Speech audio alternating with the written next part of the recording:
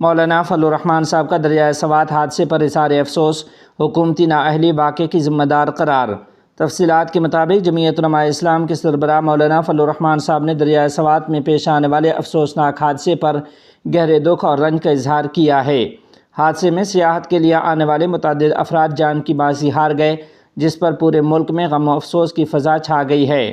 قائد جمعیت مولانا فضل الرحمان صاحب نے اپنے تعزیتی بیان میں کہا ہے کہ سوات میں اس قدر بڑی تعداد میں سیاحوں کی ہلاکت نہایت دلخراش اور افسوسناک سانیہ ہے۔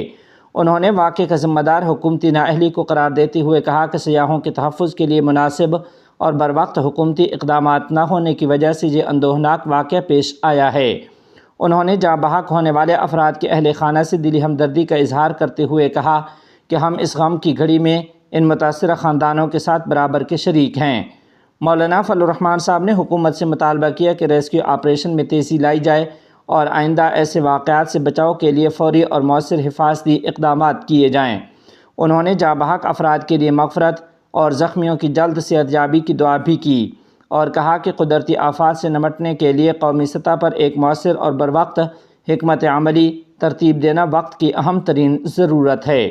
آخر میں انہوں نے انصار الاسلام کے رضاکاروں کو ہدایت کی کہ وہ فوری طور پر موقع پر پہنچ کر ریسکیو آپریشن میں تعاون کے لیے اپنی خدمات پیش کریں۔